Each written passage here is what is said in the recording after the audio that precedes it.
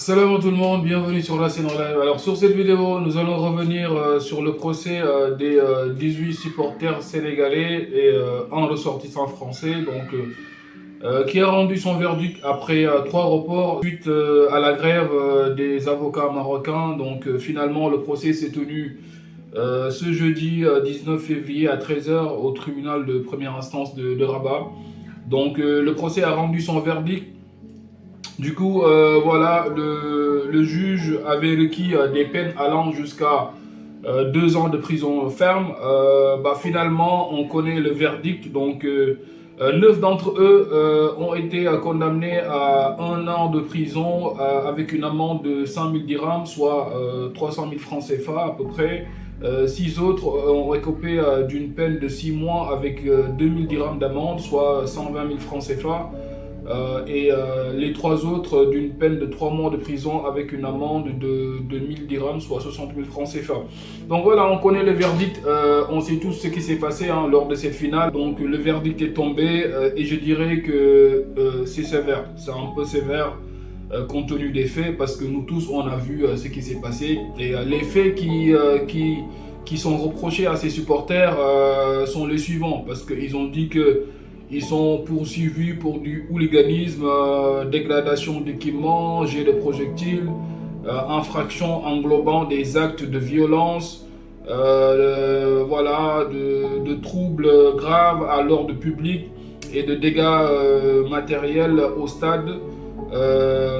Des dégâts qu'ils ont estimés à peu près à 370 000 euros. Et d'après l'avocate Naïma El Galef, qui représentait la partie marocaine, il dit que ces accusations s'appuient principalement sur des images de caméras du stade Moulay El Abdallah ainsi que sur des certificats médicaux des membres de forces de l'ordre et des saillés qui ont été blessés, a précisé le parquet qui a évolué les dégâts à 370 000 euros. Écoutez, moi je dirais que nous tous on a vu ce qui s'est passé. Nous tous on a vu ce qui s'est passé. J'ai pas mal de vidéos, si vous voulez, je peux vous montrer des tonnes de vidéos sur ce qui s'est passé. L'avocat de la défense, Maître Kabou, côté Sénégal, a déploré pas mal de choses. Il a déploré pas mal de choses sur le traitement qui a été réservé aux 18 supporters sénégalais durant toute la détention, notamment le problème de communication. Donc il y a eu un problème de communication flagrant, parce que ces supporters ne parlent que Wolof. La majeure partie d'entre eux ne parlent pas français, encore moins l'arabe, donc il n'y avait pas de traducteur. Ils ne comprenaient pas les chefs d'accusation qui étaient retenus contre eux. Il n'y avait pas d'explication. Il y avait l'avocat qui dit que même des fois, on l'empêchait carrément d'aller voir ses supporters pour s'entretenir avec eux. Il y a pas mal de choses que Maître Kabou a déploré, donc pas mal de choses. Aussi, il a déploré que le fait que, parce que selon lui, donc l'avocat de la défense a dit que ce qui s'est passé au cours de ces événements, c'est que quand il y a eu le penalty de Brahim Diaz, les supporters lui ont expliqué que voilà, il y a eu des bousculades, certains les ont bousculés, ils sont un peu descendus. Les supporters étaient en train d'essayer d'expliquer aux Sadiers qu'ils ont été bousculés, raison pour laquelle ils sont descendus jusqu'à sur la pelouse. Les Sadiers parlaient arabe, ils ne se sont pas compris. Et un stadier marocain a pris une chaise, les a jeté la chaise, et c'est là où la bagarre a éclaté. Et comme vous le voyez sur ces images-là, je dirais que la violence, elle a été même plus marocaine que sénégalaise. Et pendant toutes ces procédures, on n'a pas vu un stadier qui a été interpellé.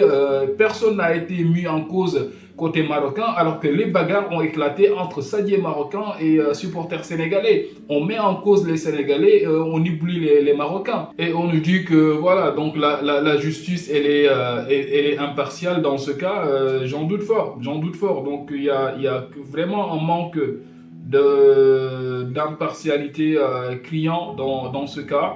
L'avocat l'a vraiment souligné, donc le traitement qu'ils ont suivi, il a dit même des choses qu'il ne peut pas même lui expliquer, se sont passées. Moi je pense que ceci est tout simplement une instrumentalisation de la justice pour essayer de régler leur compte avec le Sénégal, et c'est vraiment déplorable compte tenu, comme on le sait, des relations que le Maroc entretient avec les Sénégal, donc la diplomatie sénégalaise. Le premier ministre sénégalais est venu ici et pour moi, ça n'a servi absolument à rien du tout. Donc après ce jugement, les autorités sénégalaises doivent vraiment intervenir, intervenir pour essayer de libérer ses supporters parce que ils ne méritent pas cela. Pour moi, ils n'ont pas fait quelque chose qui justifie de les mettre 1 an, 6 mois, voire 3 mois de prison pour des faits pareils. C'est inacceptable. On n'a jamais vu ça nulle part dans le monde. Des supporters qui sont détenus des 6 mois jusqu'à 1 an de prison pour les faits qu'on connaît. C'est tout simplement inacceptable à mon avis.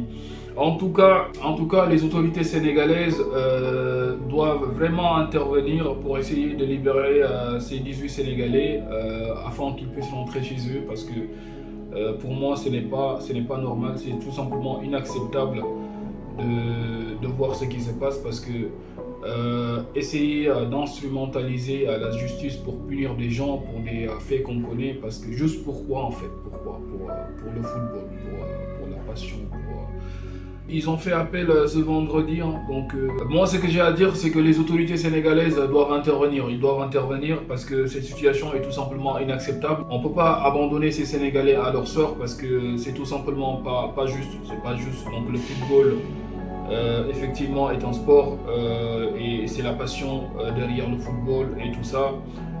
Mais quand les gens essaient d'instrumentaliser la justice pour clencher leur plaie, c'est inacceptable et la justice sénégalaise doit intervenir pour essayer de faire sortir ces Sénégalais-là parce qu'ils ne méritent pas ça à mon avis. Quand le football ne sert plus de moteur pour rassembler les gens mais commence à diviser, pour moi ça n'en vaut plus la peine parce que voilà, ce n'est que de la passion et tout ça, ces choses-là sont juste des choses mondaines.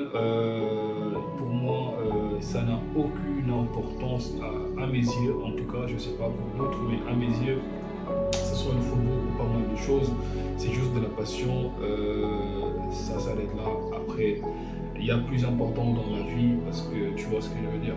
Donc, il faut essayer pour moi de faire la part des choses et essayer de tout simplement d'apaiser la situation et le gouvernement sénégalais il doit faire quelque chose pour tout simplement faire sortir ses supporters parce qu'ils ne méritent pas pour moi ce sort-là.